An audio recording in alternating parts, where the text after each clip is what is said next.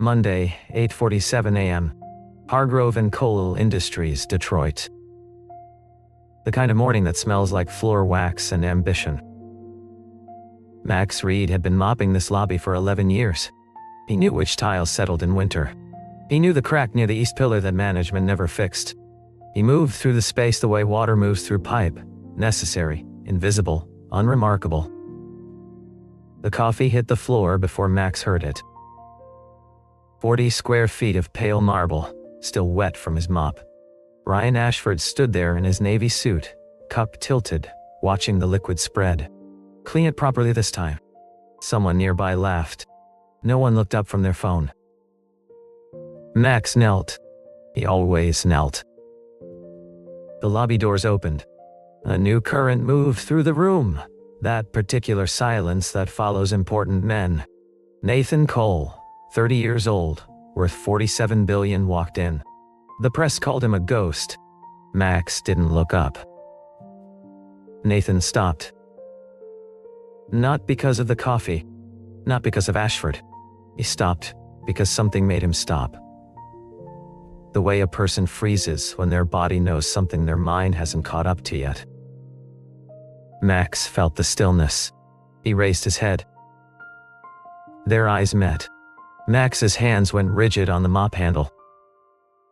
There, on Nathan's left forearm, just below the cuff of his rolled sleeve, a birthmark. Small, dark, crescent-shaped. Max's lips moved without sound. My son? But he's gone. The yellow walls came first. They always did. Diane Reed, 31 years of marriage, the woman who made every room feel intentional. She had painted them herself, summer of 2009, standing on a step stool with a roller and an argument about whether the color was sunshine or mustard. Max had said mustard. She'd said he had no poetry in him. They'd laughed about it for 8 years, through the lean months and the good ones, through 2 cars that died and 1 roof that didn't survive a Michigan winter, and every ordinary Tuesday that turned out, in hindsight, to have been a gift. Then it was 2017, and she was in room 14B at Detroit Mercy, and then she wasn't anywhere that Max could reach. The walls stayed yellow. He sold the car in June, a '98 Civic with a cracked dashboard and a heater that only worked on Tuesdays. He got $1,800. It covered 11 days of treatment. On day 12, he filled out the forms for the next payment plan. By August, there were no more forms. Marcus Reed, 22 years old, their only son, the best thing they had made together. He stayed 3 months after. Took unpaid leave from the warehouse, slept on the couch, cooked badly, ate the bad cooking without complaint. In October, he sat his father down at the kitchen table, both hands flat on the surface, the way he had always sat when he was certain of something and afraid of it at the same time.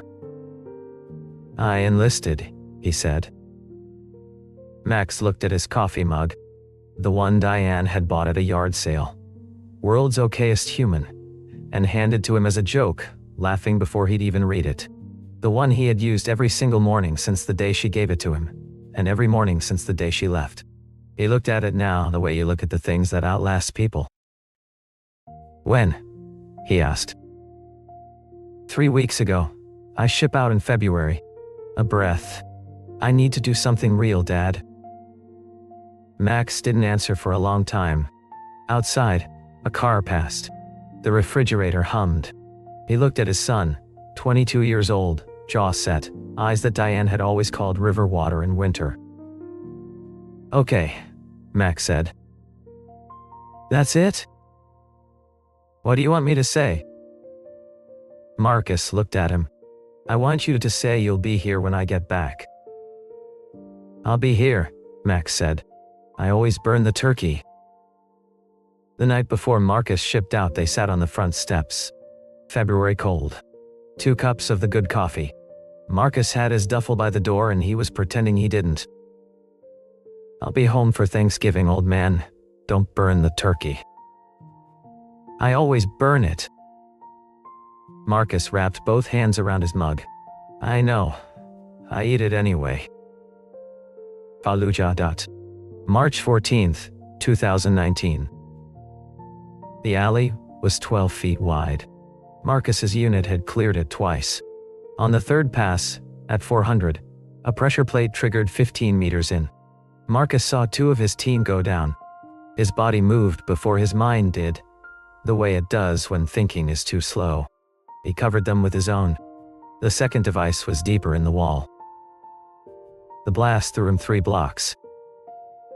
He was found 72 hours later, 2 kilometers outside the American operational boundary, unconscious in a dry riverbed. No dog tags, vaporized in the blast. No documents. The fingerprint match failed because the records had been misfiled under a different unit designation, a clerical error that would surface 14 months too late to matter. The organization that found him was called Alcott Field Unit Tato. They operated in the gray zones, places where sovereignty was unclear and bureaucracy moved slower than dying. A doctor named Farrelly treated his head trauma for 6 weeks. She noted in her file that the amnesia was not total.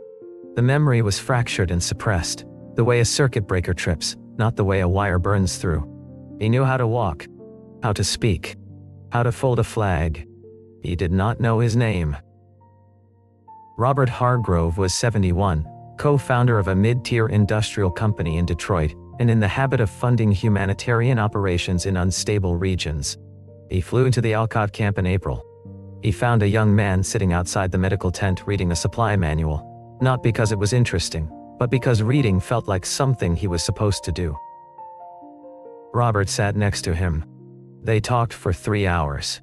He went back to his hotel and couldn't sleep. He returned the next day, and the day after that.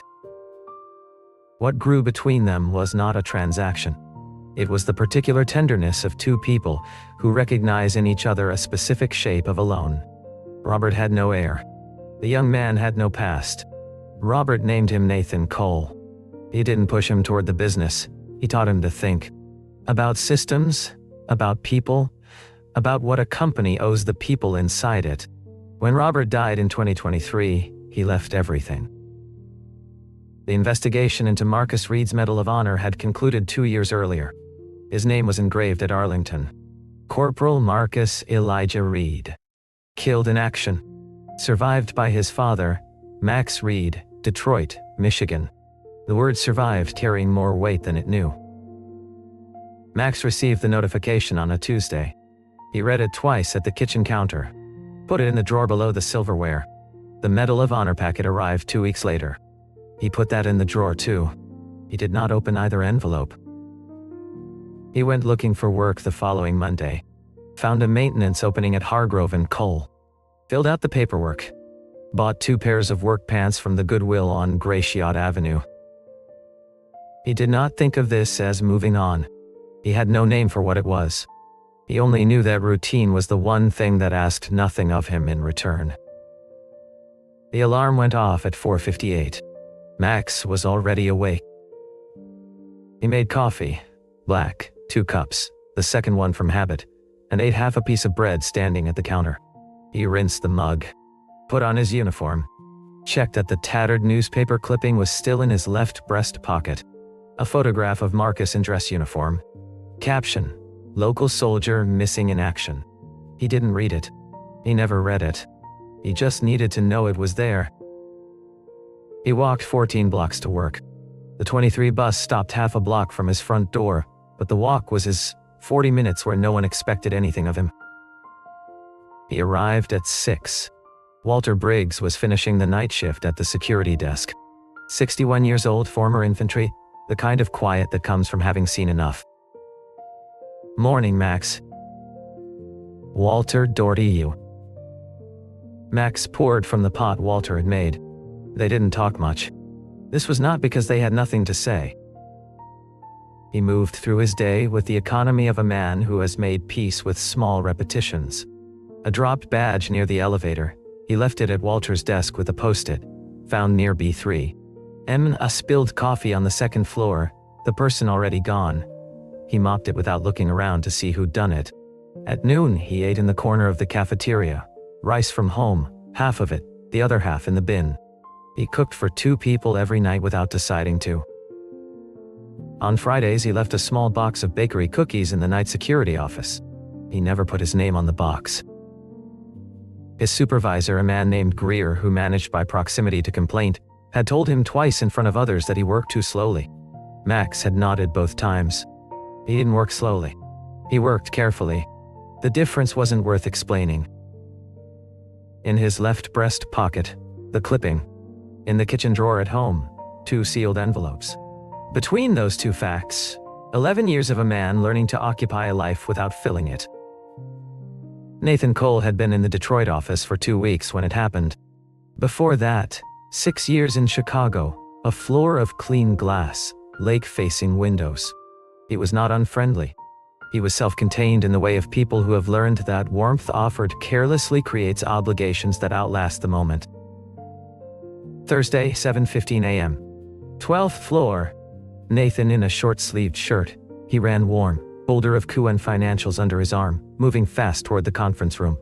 Max was working from the far end of the corridor, mop and cart, moving toward the elevator bank. The folder caught the edge of the cart. Papers slid. Several hit the wet floor. Max crouched before Nathan had processed the drop, gathered the papers carefully, pressing the wet ones flat, stood and held them out. They were less than a meter apart. Max's eyes went to Nathan's left forearm. The sleeve was rolled to the elbow. The mark was there, small, dark, the shape of a crescent turned slightly inward, the shape a thumbnail makes in soft wax. Max had seen that shape before.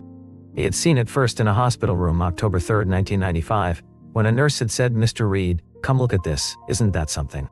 He had seen it every day for 17 years after that. In the bathtub, at the dinner table, on the couch.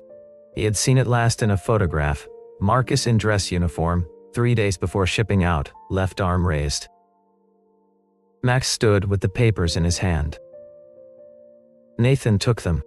"Thank you." Polite. Automatic. He walked toward the conference room. The corridor was empty. Max stood with his mop. His chest rose and fell with the particular slowness of a man trying to hold something very large, very still. That night, he went to the kitchen drawer, moved the batteries, found the Medal of Honor packet, found the notification letter, found, underneath both, a plain white envelope he had put there himself. Inside, a photograph. Marcus in dress uniform there, laughing. Left arm slightly raised, enough to show the forearm, the mark, the crescent. Max sat down on the kitchen floor.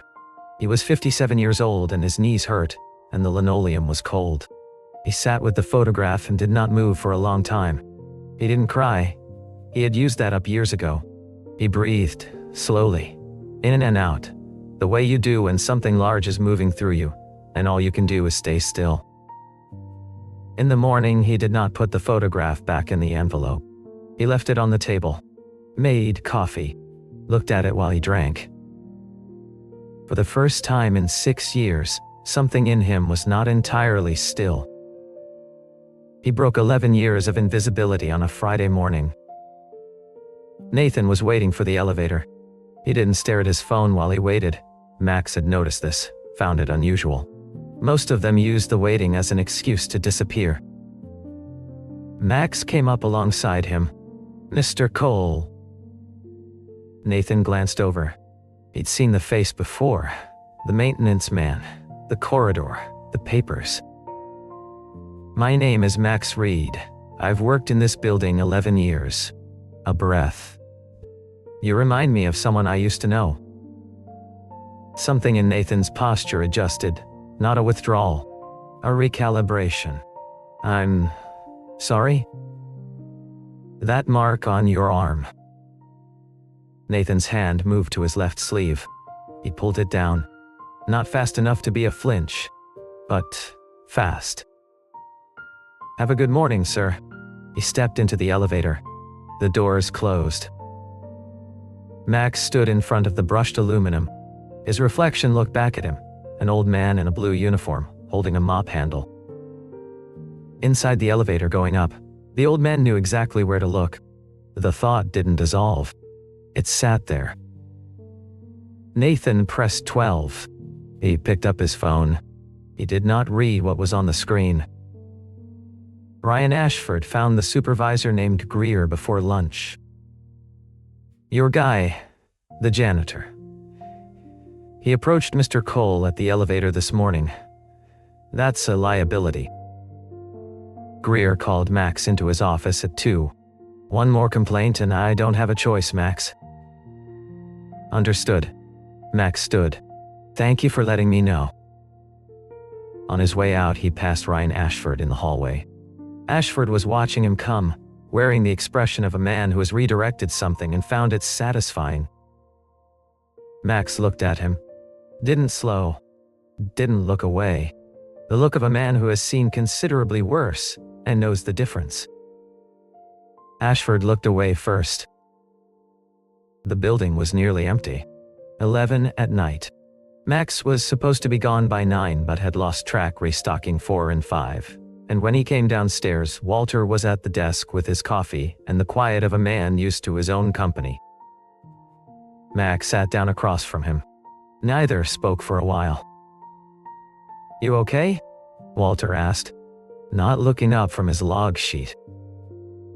"I think I saw Marcus today." Walter put his pen down. "Max, did you?" "I know how it sounds. It sounds like grief." "He has the birthmark, Walter." The flatness in his voice was not anger. It was the flatness of a thing said so many times inside your own head, it has worn smooth. The exact shape, the exact place, and the face, the jaw, the coloring. A long silence. The city moved faintly outside. Traffic on Lafayette. A siren east. Walter turned his cup in his hands. He was a man who believed in hard evidence, dog tags, serial numbers, official records. He was also a man who had spent 40 years being surprised by what the body remembered when the mind had given up. "What are you going to do?" "I don't know yet." "Whatever you do," Walter said, "be ready to be wrong." He set the cup down. "And do it anyway."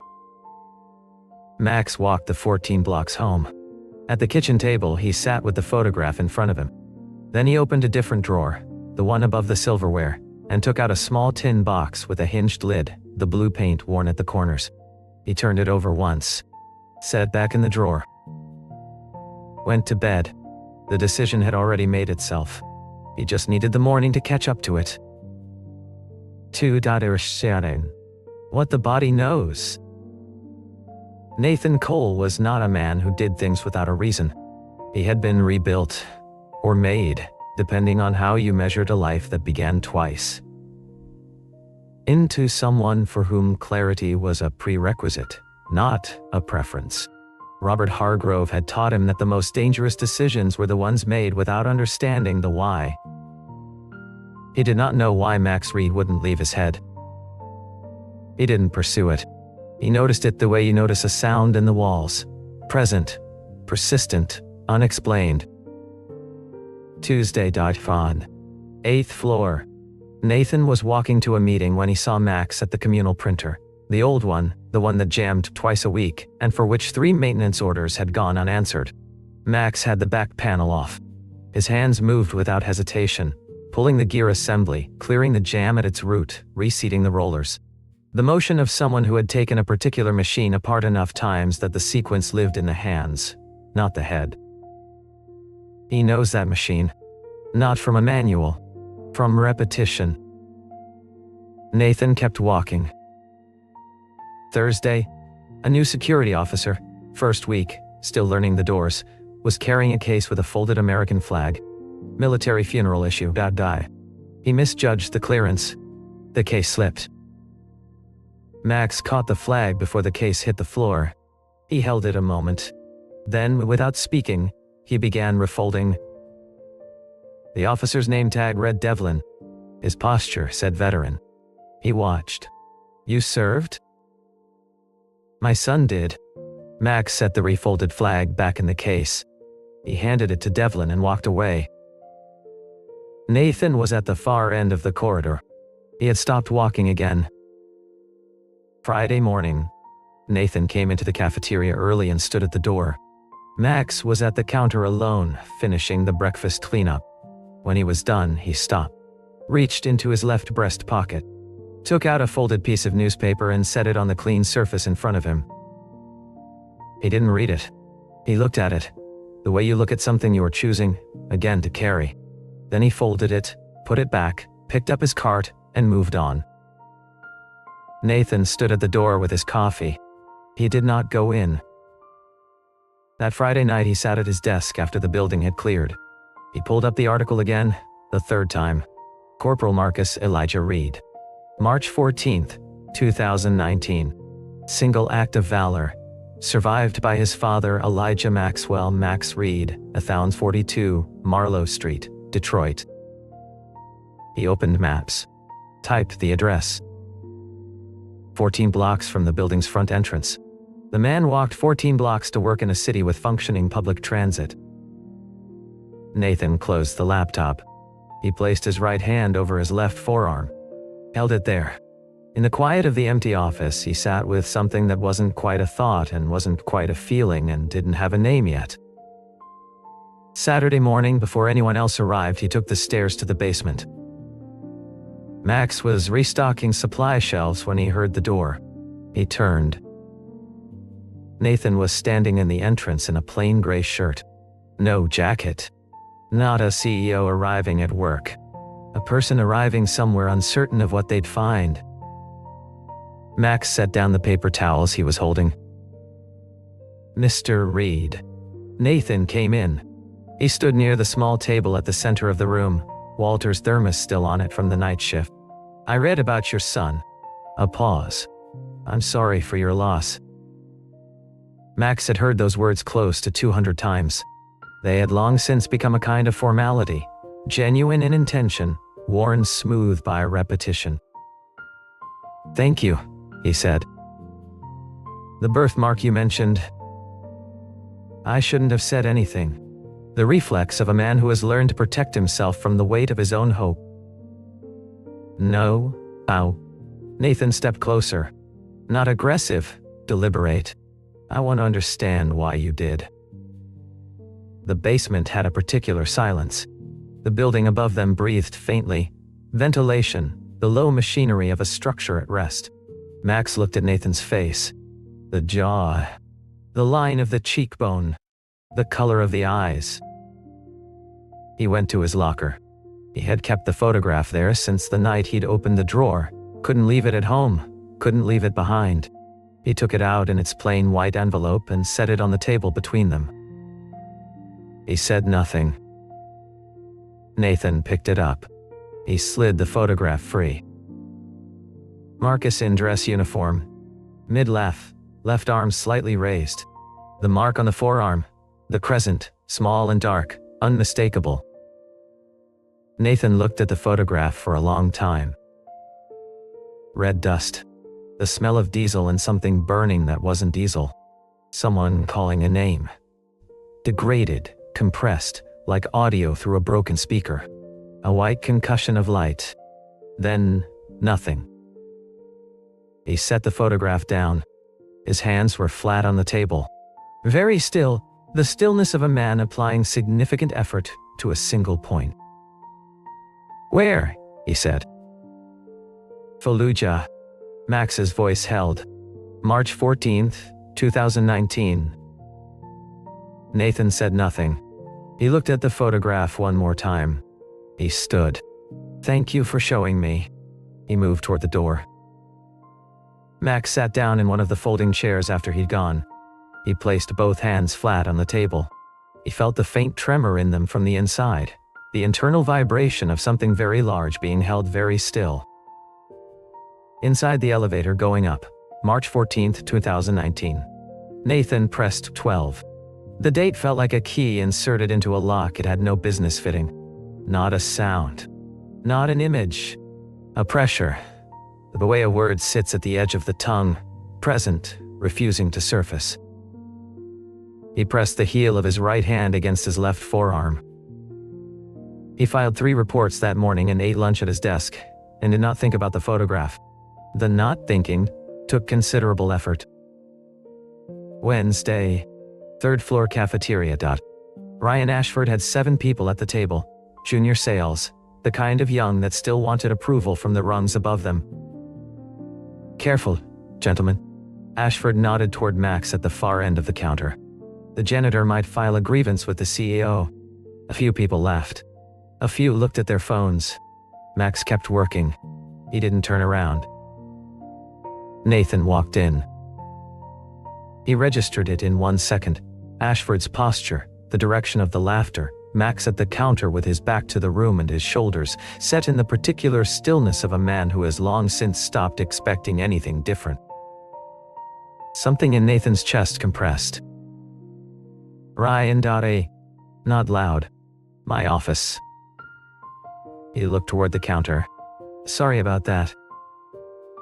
Max turned. He looked at Nathan. He nodded. One small motion. The nod of a man who doesn't know yet how to receive this particular thing. The conversation in Nathan's office took 4 minutes. He said what he said. Ashford left without speaking, his face working through several configurations on the way out. Nathan sat alone afterward. He had run a company for 2 years and made decisions that were difficult, operational, structural, financial. He had made them each time because the logic was visible to him. He could trace the line from cause to consequence. He could not trace this one.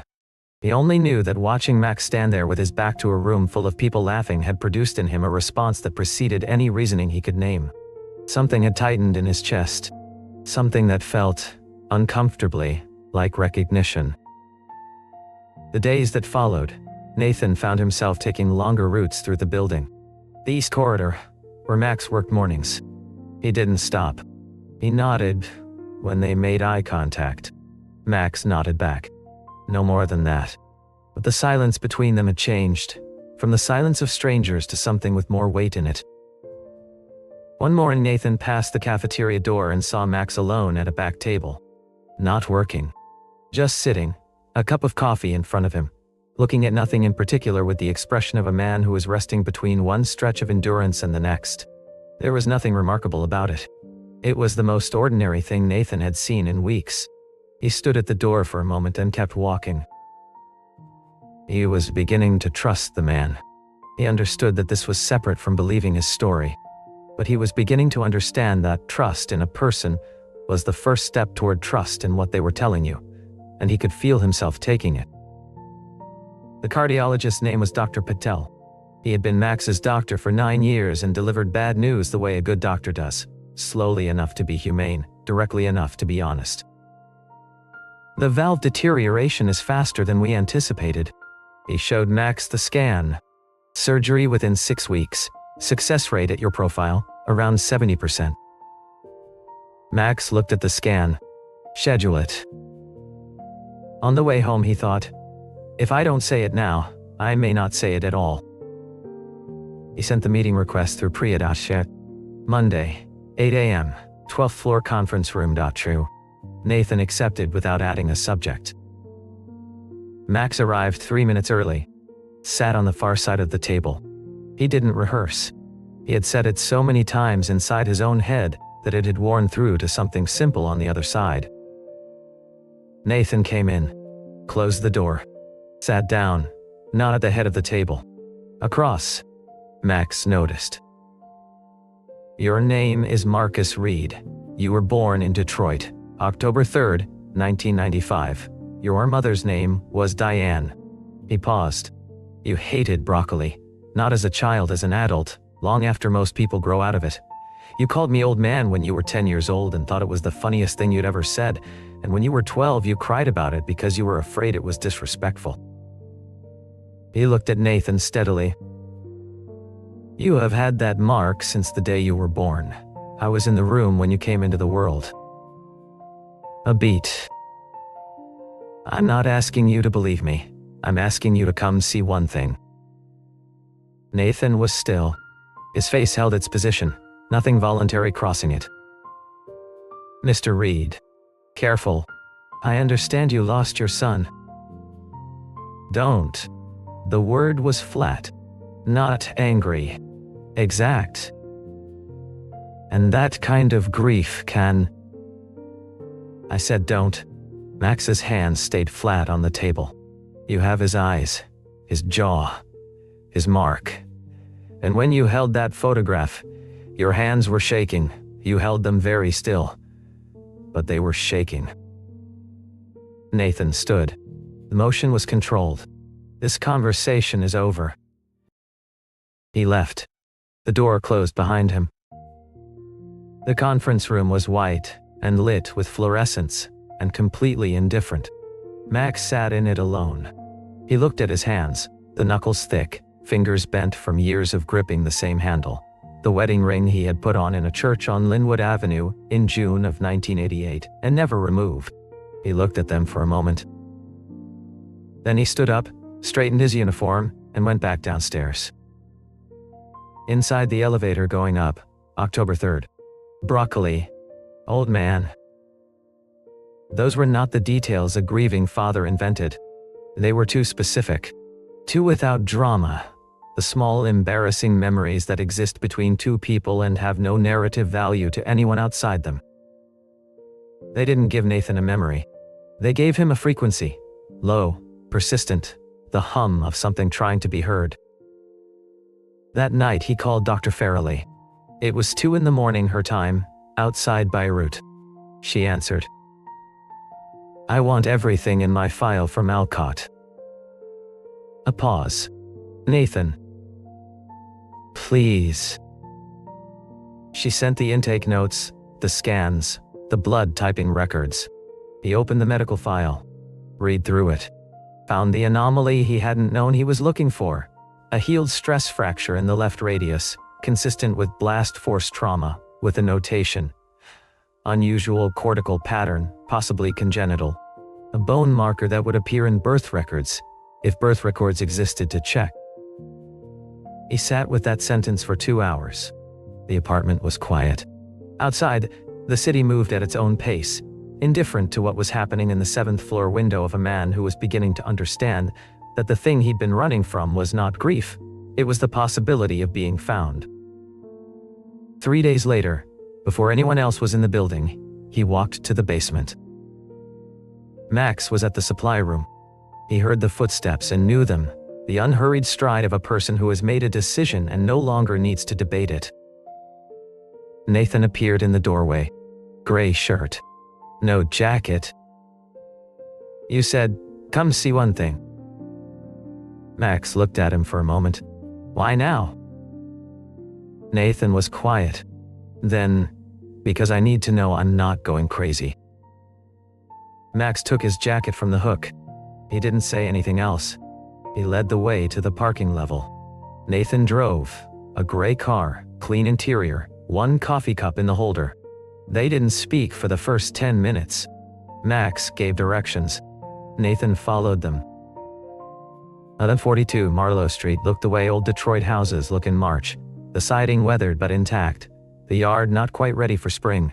A young pine near the front steps that had survived mostly by stubbornness. The paint was white, or had been. Now it was the color of white that has been through enough winters to stop insisting on itself. Max unlocked the front door, stood to the side. Nathan stepped in. The house smelled of coffee and old wood, and something underneath both, the particular smell of a home that had been lived in by the same person long enough that the rooms had absorbed it. Not stale. Settled. The kitchen first. 2 chairs at a table built for 2. Photographs on the wall? Max younger. A woman laughing in a garden. A boy squinting in summer sun. Nathan moved down the hall. He stopped at the door to Marcus's room. Stood in the doorway for a moment. Then went in. The Detroit Pistons poster. The single bed. The Lego set on the desk. Lit off. Pieces sorted into preliminary piles by someone who fully intended to come back to it. The Nike Air Force Ones under the bed. White once. The soles gone amber with age. Nathan crouched. He looked at the shoes. Size 10. He wore a size 10. He stood and stayed in the middle of the room. Max had come to the hallway chair. He sat on the edge of it, facing the window, and began to talk. When you were 7, you threw a baseball through that window. He didn't point. Cried for an hour because you thought I'd be mad. I wasn't. I was just glad you could throw it that far. He stopped. The repair's still there, left corner. Nathan looked. The patched seam, slightly different texture where old glass met new epoxy. When you were 12, you said you'd buy me a house with a real yard someday. I told you the yard here was fine. You said. Max's voice settled into a different register, the one reserved for things said from somewhere deep. Old man, this is just dirt. Something shifted in Nathan's chest. Not a thought. A movement of something heavier than a thought. The last thing you said to me before you shipped out. Max stopped. He breathed. You said, I'll be home for Thanksgiving, old man. Don't burn the turkey.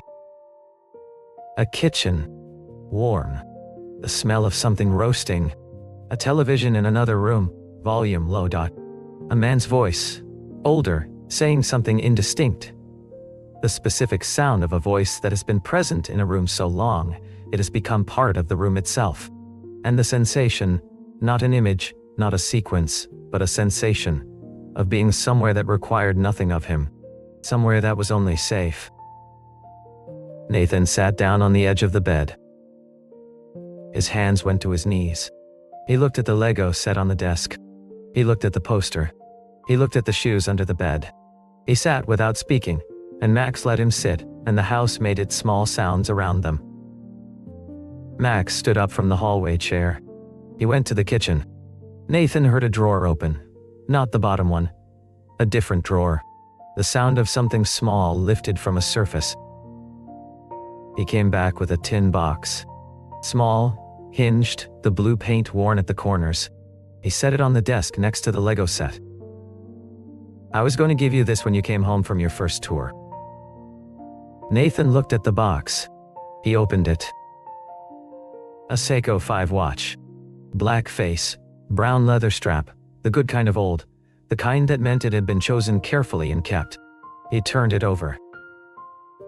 On the caseback, engraved in small clear letters, for Marcus, so you always know what time it is to come home. Dad. The word dad slightly larger than the rest. Not an error, an emphasis. Nathan stared at the back of the watch. Red dust. Diesel. Dock. Something burning. A voice screaming a name. And this time the name was clear. This time it was Marcus. A hand gripping an arm. His own hand, pulling weight that was enormous. His shoulders burning. The ground unstable beneath him. The sound of something enormous and close. Then light. Total. White. Without temperature or sound. And then, a kitchen. Yellow walls. The smell of something roasting. A man's voice. Familiar the way weather is familiar, saying I always burn it. And a younger voice. His own, answering from somewhere just off the edge of sight. I know. I eat it anyway. Nathan bent forward. His shoulders moved. Once. Then again. The sound that came out of him was not crying exactly. It was the sound of something structural giving way, something that had been weight-bearing for 6 years finally releasing the weight. Max did not stand up. He did not cross the room. He sat still, the way you sit still around something that needs to believe it chose to come to you. Take your time, son. The word came out of him the way water comes through rock, finding the crack that was always there, that the pressure had finally reached. Nathan raised his head. His eyes were red. His face was the face of a man who has been carrying something for 6 years without knowing what it was, and has just set it down for the first time. Dad? Max Reed pressed his hand over his mouth. His shoulders shook. The room was quiet except for the pine tree outside, and the furnace below, and the sound of 2 people who had been separated by something larger than either of them had chosen, finding, in a small room on Marlowe Street, the same place at the same time. 1 week later, Priya's calendar invite went out at 8:45 a.m. All hands. Main lobby. 90. Mandatory. No subject line. The department heads forwarded it to their teams with question marks in the body. Max didn't receive the calendar invite. He received at 8:55 a message through the building's maintenance system. Please be in the main lobby at 9 a.m. N. Cole. He read it twice. He put his phone in his pocket and went downstairs. 200 people filtered into the lobby over the next few minutes. The curious, the confused, the ones already composing theories. The space filled with the particular density of people who don't know why they've been gathered and are performing indifference about it. Max stood near the east wall with his cart. He waited. Nathan came down the main staircase. No jacket. The gray shirt. He crossed the lobby floor, the same marble, the same spot where the coffee had spread 3 weeks ago. And he stopped when he reached Max. He stood next to him. He faced the room. This man has worked in this building for 11 years. His voice carried without effort. The voice of someone who has learned that volume is a substitute for authority, and that authority needs no substitute. Most of you don't know his name. The lobby was very quiet. His name is Max Reed, and he is my father. No music. No ceremony. Just the statement settling into the marble and glass space, finding the corners, going still. Ryan Ashford was in the second row. He was looking at the floor, the inspection of a man examining the quality of his recent decisions and finding the workmanship poor. He did not start the applause that began, slowly, somewhere in the back of the room. He was the last one to bring his hands together, and he was quiet about it, and both things were appropriate. Near the door, Walter Briggs caught Max's eye. He nodded once, small, deliberate. The nod of a man who had told someone to do it anyway and had been right about what it meant. Max was looking at the floor. He had spent 11 years not being seen in this room. Being seen was a different skill and one he had not practiced. He felt Nathan's hand briefly on his shoulder. He looked up. That evening.